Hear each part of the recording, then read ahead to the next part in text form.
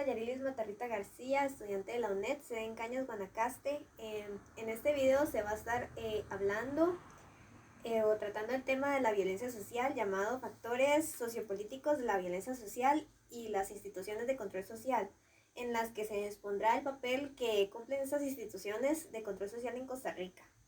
Primeramente, quisiera mencionarles esta interesante cita sobre la violencia. Las personas siempre buscan justificarse cuando utilizan la violencia. Esto quiere decir que la mayoría de las personas siempre pueden encontrar una excusa, una forma de excusarse cuando utilizaron la violencia en cierta situación, porque está normalizado hacerlo. Y eso es lo contrario a arrepentirse o tratar de enmendar el daño hecho a quien fuera que le hizo esa violencia, o ya sea de manera directa o indirectamente. Para comenzar con la exposición, quisiera decirles el concepto de control social. El control social se refiere al conjunto de normas y reglas que se establecen en una sociedad para mantener el orden, o sea, aquellas reglas que permiten la coexistencia armoniosa de diferentes grupos a los que estas normas sean seguidas y mantenidas de manera pacífica. En ese caso se puede decir que el control social se encarga de mantener cierto control en la sociedad, de manera que el comportamiento de los ciudadanos se mantenga bajo las leyes establecidas. Y precisamente de eso se encargan las instituciones del control social. Esas son el sistema judicial penal, que es el que procura que se cumplan las penas establecidas hacia determinado delito y de que en la medida de lo posible las leyes se cumplan. También se encarga de la seguridad del país.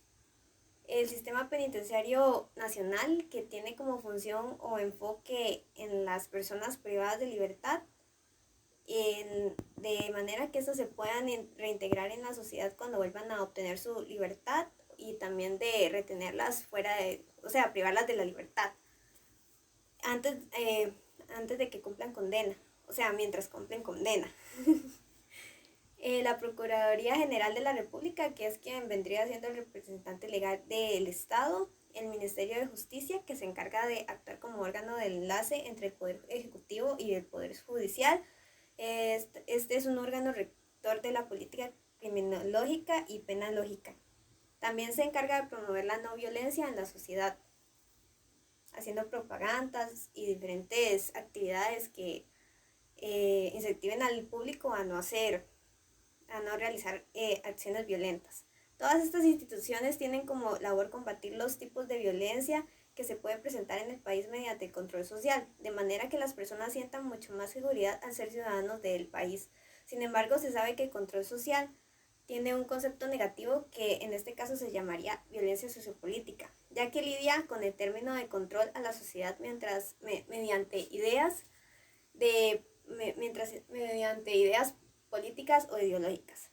La violencia sociopolítica es aquella que se desarrolla en propósitos ideológicos con la intención de generar reacciones por parte de las masas, ya sea reacciones colectivas organizadas o espontáneas, institucionalizadas o estructurales. En este caso se puede decir que todo aquello que pueda convencer a un público acerca de una idea sesgada. De acuerdo con Grossi, en la violencia política, en perspectiva para él y contra el poder del Estado, existen tres formas de violencia política: la violencia por parte del Estado sobre los ciudadanos, la violencia insurgente, que vendría siendo al revés, los ciudadanos en contra del Estado, y la guerra civil, que son dos bandos de los ciudadanos enfrentados ante alguna ideología o principio. Hay que aclarar que estos tipos de violencia mencionados van en contra de los derechos humanos, ya que muchas veces terminan violentando la libertad de expresión, la libertad en sí misma, la salud, y en los casos donde el Estado está abusando de los ciudadanos, la vida misma. Y que el control social y las instituciones que se encargan de ello no son sinónimos de este tipo de violencia, ya que su función es combatirla y en todo caso evitarla. Gracias por acompañarme en esta exposición. Espero que hayan quedado claros los temas que estuvimos viendo y